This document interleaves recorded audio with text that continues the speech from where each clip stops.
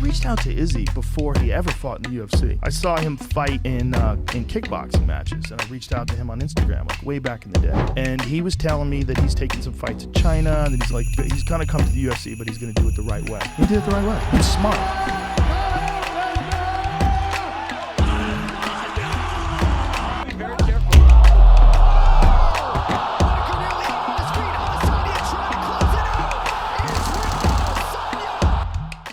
The brave is he who does not feel afraid, but he who conquers that fear. And Israel Adesanya's biggest fear is his arch-rival Alex Pereira, who has beaten him 3 times with 2 brutal knockouts.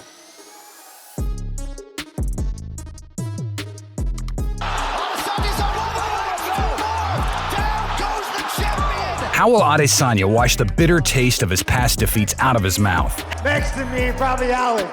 I mean, what was it, like 2-0 against Izzy? What was it, 2-0? How will he prevent his opponent's stone hands from landing on his chin yet again? Only Izzy knows the answers to these questions, but one thing is for sure, he'll put it all on the line when the cage door closes at UFC 287. So before the former champ faces Alex Poatan Pereira for the 4th time in their careers, let's take a look at Israel Adesanya's martial arts journey with special emphasis on his middleweight title rematch against his kryptonite. Israel Adesanya's quick ascent as one of the best strikers in combat sport has been an intriguing one. Given how technically gifted he is, one would think that he spent his entire life in the gym, but that isn't the case. He started training Muay Thai and kickboxing at the age of 18 after being inspired by the Muay Thai film Ong Bak. At that time, Adesanya was doing his bachelor's in computer design, which he quit to pursue a full-time career in prize fighting. At 21 years old, Adesanya walked into City Kickboxing in Auckland, where he continues to train to this day. And in that same year, he made his kickboxing debut. Within the first 3 years, Adesanya piled up an impressive record of 12 wins and no losses before facing a couple of setbacks. The last stylebender bounced back in style by earning 11 straight wins in kickboxing before facing Alex Pereira for the first time in a kickboxing bout in 2016, which Adesanya lost by a unanimous decision. Adesanya had to bounce back once again, and this time around, he secured 7 consecutive victories, with his most notable wins coming against Yusri Belgarui in 2016.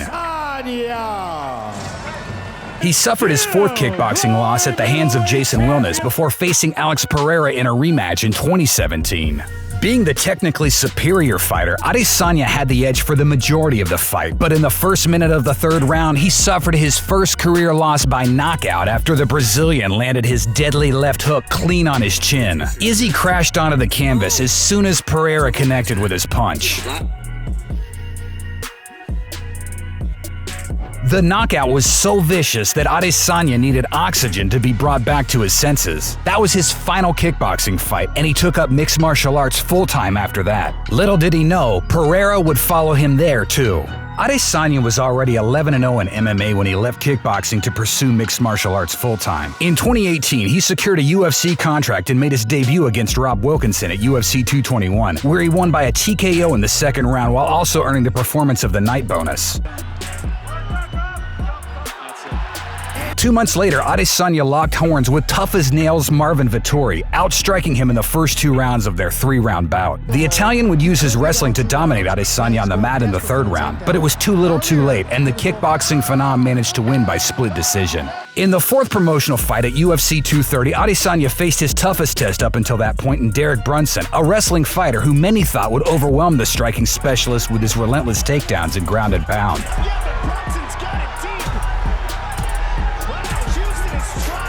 It was anything but. Adesanya showcased improved takedown defense and lit his opponent up on the feet, eventually earning a 2nd round stoppage. 4 months later at UFC 234, Adesanya faced the consensus middleweight GOAT and his favorite fighter, Anderson Silva. The striking battle between the old school and new school MMA phenoms was an interesting one, although Adesanya's speed and movement were tough to handle for the aging legend. Adesanya went on to win by unanimous decision, and both fighters showed an immense amount of respect to each other after their battle. At 16-0, Adesanya got his first shot at UFC gold when he faced Kelvin Gastelum for the interim middleweight title at UFC 236 in the absence of champion Robert Whittaker due to injury. The fight was an all-out war, with Gastelum giving Adesanya a run for his money. The Mexican-American was tough as nails. He was bruised and battered, yet he kept coming forward like a zombie and managed to hurt Adesanya multiple times, but he couldn't secure the win that night. With the interim title wrapped around his waist, Adesanya faced Whittaker for the undisputed title at UFC 243 in Australia in 2019. The fight wasn't even close, as Whittaker failed to touch Adesanya, who hurt the champion in the dying moments of the first round, but he was saved by the bell. In the second round, however, Adesanya put Whittaker to sleep to win the middleweight title.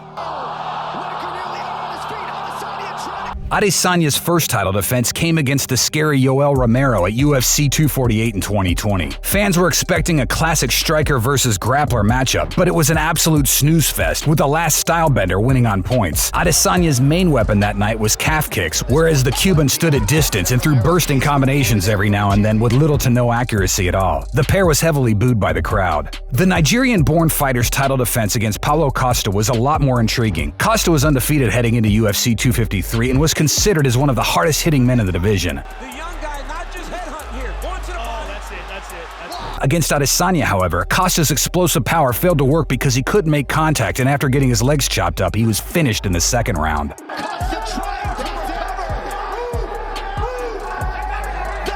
In his next two title fights, Adesanya defended his throne against Marvin Vettori in 2021 and Robert Whittaker in 2022. By then, Alex Pereira was already in the UFC and had a spectacular flying knee knockout win to his name.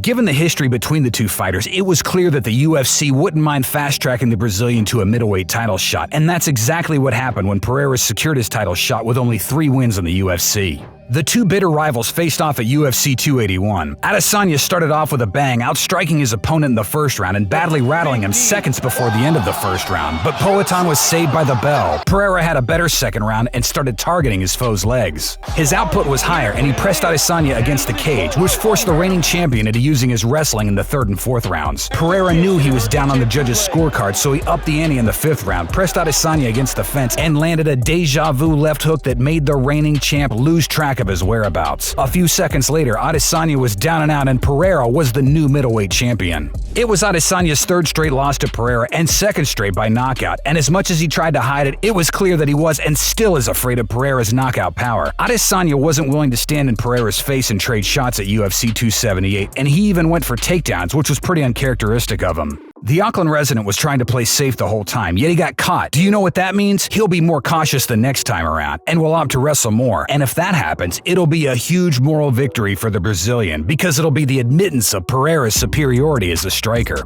Not only does Adesanya have to win when the two lock horns for the middleweight title at UFC 287, but he also has to do it in an all-out stand-up fight for MMA fans to put some respect on his name. Doing so won't be easy, but it's something that needs to be done. Adesanya can't afford to lose a fourth time, because that will be utterly devastating. With that, we've come to the end of our video on Israel Adesanya's combat sports journey and his rivalry with Alex Pereira. Will Israel Adesanya finally manage to overcome his arch-rival? Give us your thoughts in the comments below. If you liked our video, please subscribe to our channel and press the little bell icon next to it so you get notified the next time we upload one. Thanks a lot for watching, and we'll see you next time.